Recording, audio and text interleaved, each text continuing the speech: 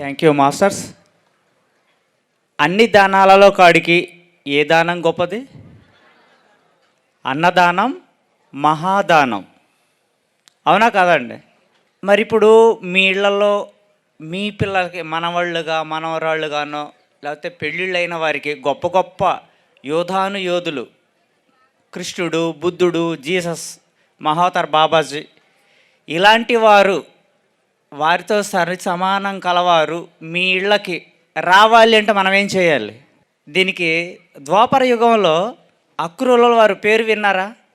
ఆయన మాతామహులు అంటే అక్రూరుల వారి తల్లి యొక్క తండ్రి మా వంశంలో చాలా గొప్ప మహానుభావుడు జన్మించి మా వంశం ఉద్ధరించబడాలి, అటేడు తరాలు ఇటేడు తరాలు ముక్తి పొందాలి అని ఆయన ఏం చేశారో తెలుసా అండి?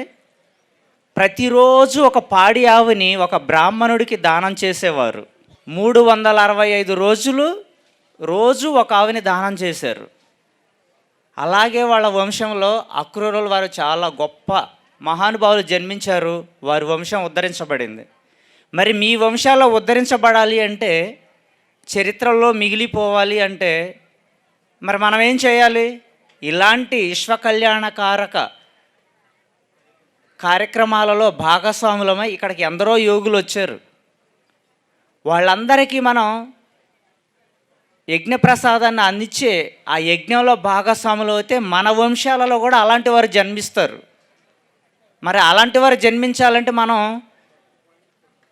పునాది వేయాలా వద్దా? వేయాలా వద్దండి?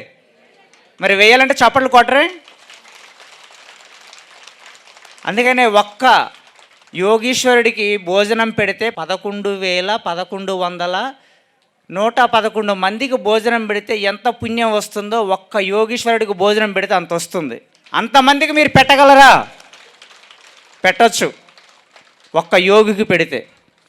అందుకనే ఛార్జీల వరకు ఇందులో ఉంచుకొని మిగతాయన్నీ అక్కడ పెట్టామనుకోండి, కంటికి కనపడ దాన్ని పట్టుకొని వెళ్తాం. మన వంశానికి గొప్ప గొప్ప మహానుభావుల్ని ఆహ్వానిస్తాం, దారి ఏర్పరిచిన వాళ్ళం అవుతాం, అవకాశం ఇచ్చిన వారం అవుతాం. మరి మన వంశాలు ఉద్ధరించబడాలా వద్దా? ఉద్ధరించబడాలంటే ఇలా ఉండాలి. ఓకేనా అండి? Thank you, thank you, thank you. చాలా అద్భుతంగా భోజనాలు పెడుతున్నారు. మళ్ళీ దీంట్లో మరి టేబుల్ భోజనాలు. మరి ఇంకోటి ఏంటంటే ఫ్రెండ్స్, మీకు ఇందాక క్రాప్ సర్కిల్స్ గురించి నేను సంకల్పం చెప్పాను కదా, క్రాప్ సర్కిల్స్ ఇన్వైట్ చేశాను. మరి ఆ క్రాప్ సర్కిల్స్ మీకు ఎదురు షాప్లో దొరుకుతాయి. రకరకాల అంటే ప్రాబ్లం సంబంధించిన క్రాప్ సర్కిల్స్ ఉంటాయి. వాటి మీద కూర్చొని మీరు ధ్యానం చేస్తే మీరు ఎనర్జీని ఫీల్ అవ్వచ్చు. అదొకటి. గణేష్ బృందం చాలా అద్భుతంగా, మరి గణేష్కి ఒకసారి గట్టిగా క్లాప్స్ చేద్దాం. ఎందుకంటే చాలా షార్ట్ టైంలో అద్భుతంగా ఫ్లూట్ వాయించడం మొదలుపెట్టాడు గణేష్. అంటే గణేష్ చూసి నేర్చుకోవచ్చు, అంటే సాధన చేస్తే ఫలితాలు ఎట్లా ఉంటాయి అనేది.